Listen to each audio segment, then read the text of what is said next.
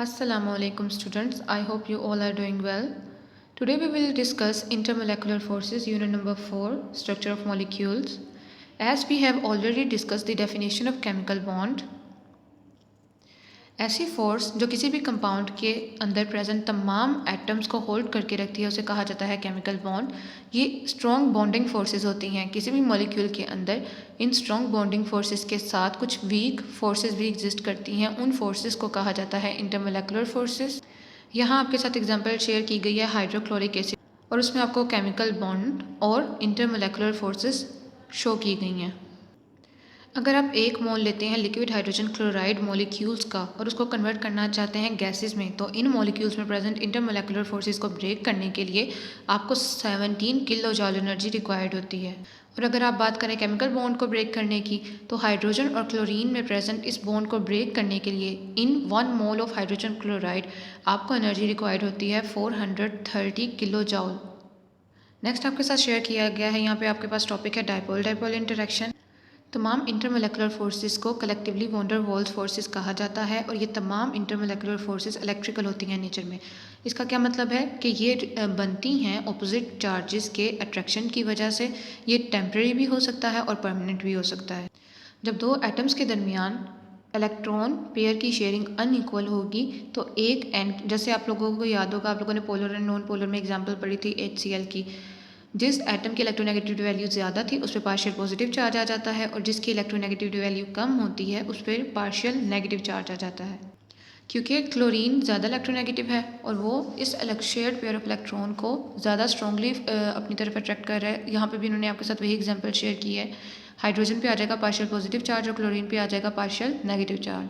जब किसी मॉलिक्यूल के अंदर डिफरेंट पोजीशंस पे पॉजिटिव और पार्शियल नेगेटिव चार्जेस एग्जिस्ट करते हैं तो क्या होता है कि एडजेसेंट मॉलिक्यूल्स खुद को इस तरह अरेंज कर लेते हैं कि एक मॉलिक्यूल का नेगेटिव एंड उस दूसरे मॉलिक्यूल के पॉजिटिव एंड के सामने आके अरेंज हो जाता है।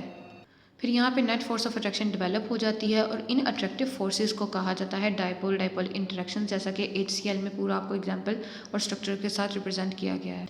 Next topic is hydrogen bonding. Hydrogen bonding एक स्पेशल टाइप है इंटरमोलेकुलर फोर्सेस की और ये परमानेंटली उन मॉलिक्यूल्स में प्रेजेंट होती है जो कि परमानेंटली पोलर मॉलिक्यूल्स होते हैं।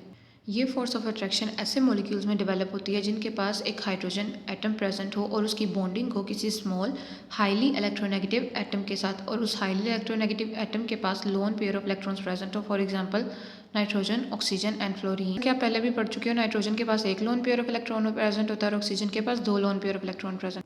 जो कोवलेंट बॉन्ड बनता है हाइड्रोजन एटम और दूसरे एटम के दरमियान, वो उसकी पोलैरिटी इतनी काफ़ी होती है कि वो हाइड्रोजन के ऊपर पार्शियल पॉजिटिव चार्ज डेवलप कर दे और दूसरे एटम के ऊपर पार्शियल नेगेटिव चार्ज डेवलप हो जाए। मॉलिक्यूल में प्रेजेंट हाइड्रोजन एटम क्योंकि उसका साइज स्मॉल है लेकिन उस पर high partial positive charge present है, तो इस वजह से ये हाईली इलेक्ट्रोनेगेटिव एटम को अपनी तरफ अट्रैक्ट कर सकता है, जिसमें आपके पास इलेक्ट्रोनेगेटिव की फिर वही एग्जांपल है नाइट्रोजन, ऑक्सीजन और फ्लोरीन। फिर आपके पास डेफिनेशन है हाइड्रोजन बॉन्डिंग की।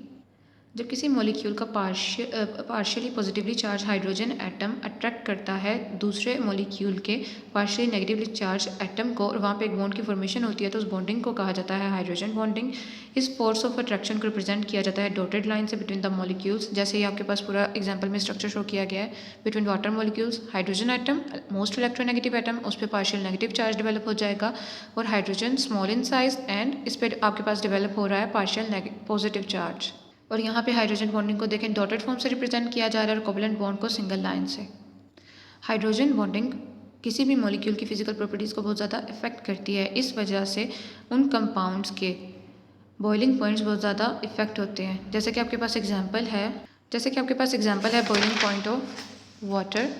वाटर का बॉइलिंग पॉइंट होता है 100 डिग्री सेंटीग्रेड, जबकि अल्कोहल का होगा 78 डिग्री सेंटीग्रेड। और वाटर का as compare to alcohol boiling point higher होता है। किस वजह से? क्योंकि यहाँ पे बहुत ज़्यादा stronger hydrogen bonding water molecule के अंदर प्रेजेंट होती है। इसके बाद आप लोगों ने एक फिनोमेना देखा होगा floating of ice over water, वो भी हाइड्रोजन बॉन्डिंग की वजह से ही होता है। आइस की डेंसिटी 0 डिग्री सेंटीग्रेड पे होगी 0.917 ग्राम पर सेंटीमीटर क्यूब, जो कि कम होती है लिक्विड वाटर की। लिक्विड वाटर की डेंसिटी होगी 0 डिग्री सेंटीग्रेड पे 1.00 ग्राम पर सेंटीमीटर क्यूब। लिक्विड स्टेट में वाटर मॉलिक्यूल्स रैंडमली मूव करते हैं, लेकिन जब वाटर फ्रीज होता है तो वो ही मॉलिक्यूल्स खुद को अरेंज कर लेते हैं ऑर्डर फॉर्म में। इस वजह से इसका बन जाता है एक open structure, crystal like structure. इस प्रोसेस की वजह से मॉलिक्यूल क्या करते हैं, एक्सपैंड कर जाते हैं। इस वजह से आइस लेस डेंस होती है एज़ कम्पेयर टू वाटर।